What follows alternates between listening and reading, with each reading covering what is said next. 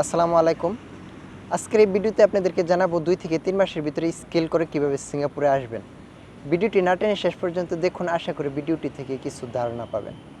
আপনারা যারা সিঙ্গাপুরে আসতে চান, আপনারা বিভিন্ন এজেন্ট, আত্মীয়স্বজন অথবা বিভিন্ন ট্রেডের স্যারের মাধ্যমে আপনার সিঙ্গাপুরের ট্রেনিং সেন্টারে গিয়ে আপনার ট্রেডটা সিলেক্ট করেন। তো এটা হচ্ছে আপনাদের নাম্বার 1 হচ্ছে এটা আপনার ভুল ধারণা। তো আপনারা কি করবেন, আপনার ভর্তি হওয়ার আগে 4-5টা ট্রেনিং সেন্টারে যাবেন, ঘুরে দেখবেন কোন ট্রেডটা আপনার কাছে ইজি লাগে, কোন ট্রেডটার মধ্যে আপনার কোঠা আছে প্রচুর। যে ট্রেডটা ইজি, যে ট্রেডটার মধ্যে কোঠা আছে, আপনার ওইটার মধ্যেই ভর্তি হবেন। আপনার আত্মীয় স্বজন বা স্যারের কথায় আপনি কোনো সময় কোনো ট্রেডে ভর্তি হবেন না, কারণ স্যারের কাছে একটা ইজি লাগে, আপনার কাছে এটা ইজি নাও লাগতে পারে, এটা আপনার কাছে সহজ নাও লাগতে পারে। তো এর জন্য ওনাদের কথা না শুনে আপনি ট্রেডটা আপনি নিজেই সিলেক্ট করবেন, আপনি নিজেই চয়েস করবেন, তাহলে এটা সবচেয়ে বেটার হয়, সবচেয়ে ভালো হয়। তো আপনি এটা চয়েস করার পরে আপনি ট্রেনিং সেন্টারে ভর্তি হলেন। ভর্তি হওয়ার পরে স্টেপটা হচ্ছে আপনি থিওরির যে ক্লাসটা আছে, আপনি থিওরিটা 100% আপনি সব কিছু আপনি মুখস্থ করবেন, অল এভরিথিং, আপনি একটা যে ভুল না হয়।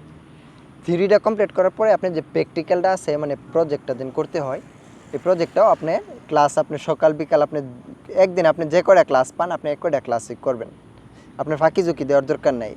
একদিন আপনি এক সপ্তাহে একটা আপনার প্রজেক্ট করে আপনার দরকার নেই, আপনি প্রতিদিন দরকার হয় আপনি 2টা করে, সকালে একটা করেন প্রজেক্ট করেন, বিকালে একটা করেন, আপনি একদিনে 2টা করে করেন।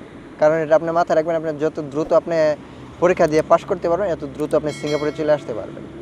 আর একটা কথা হচ্ছে, আপনি যেমন ধরেন আপনি কোনো রকম ফাঁকি ঝুঁকি দিয়ে আপনি করলেন, ট্রেনিং সেন্টার থেকে আপনি পরীক্ষা লইলেন, লওয়ার পরে আপনি ওইখানে গেলেন, ওইখানে যাওয়ার পরে আপনি পরীক্ষাতে ফেল করলেন, আপনি 7-8 লক্ষ টাকা আপনার শেষ, কাট যাইব, একটা কোঠার টাকাই শেষ, বাতিল। তো এই জন্য আপনারা যা কিছু করেন আর না করেন, নাম্বার 1-এ আপনারা ইজি একটা টেট নেবেন, যে টেটটা সহজ আপনি চয়েস করার পরে, আর যে টেটটার মধ্যে কোঠা আছে। যেমন আপনি ধরেন একটা উদাহরণ দিই, ইলেকট্রিশিয়ান ট্রেডের মধ্যে যে আপনি ভর্তি হন, আপনি যতদিনক্ষণ না পর্যন্ত আপনার 100% আপনার ওকে না হবে, এতক্ষণ পর্যন্ত আপনার পরীক্ষা দেওয়া হবে না। আপনার সিআই এটা আপনার করতে হবে, আপনার যেমন অ্যাকোস্টিক্যাল সিলিং আছে, উপরে যে সিলিংগুলো আছে, এটাতে যদি ভর্তি হন এটা আপনি একটু ইজি কাজ। আপনি যেমন ধরেন একটু 19-20 হলে এটা আপনার ফেল দিবে না।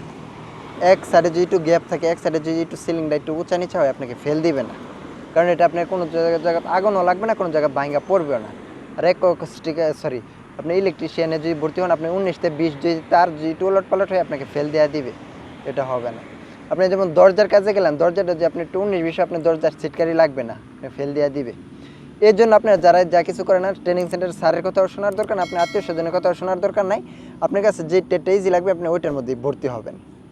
এরপরে আরেকটা কথা হচ্ছে, নাম্বার 3 পয়েন্ট হচ্ছে, আপনাদের অনেকের ধারণা যে আপনি বাংলাদেশ থেকে এক ট্রেডে ভর্তি হলে আপনি সিঙ্গাপুরে এটার মধ্যে আসতে পারবেন, অন্য কোম্পানিতে আসতে পারবেন না। তো এই ধারণা হচ্ছে ভুল। আপনি যেমন ধরেন আপনি যদি অ্যাকোস্টিক্যাল সিলিংয়ে ভর্তি হইয়া আপনি এটাতে পাশ করে সিঙ্গাপুরে যে ইলেকট্রিশিয়ানে আসতে চান, এটার মধ্যে আসতে পারবেন, কোনো সমস্যা নেই। মানে আপনার মেন কথা হচ্ছে একটা সার্টিফিকেট অর্জন করা বাংলাদেশ থেকে, পরবর্তীতে আপনি যে টাইম হচ্ছে আপনি এটাই আসতে পারবেন, কোনো সমস্যা নেই। তো যাই হোক, আজকের এই ভিডিওটি এটা নিয়ে করার ছিল। সকলেই আশা করি বুঝতে পারছেন। এরপরে যদি আপনাদের কোনো কমেন্ট থাকে আমাকে জানাবেন, ইনশাআল্লাহ যতটুকু সম্ভব হয় আপনাদেরকে হেল্প করব। সকলেই ভালো থাকবেন, সুস্থ থাকবেন, আল্লাহ হাফেজ।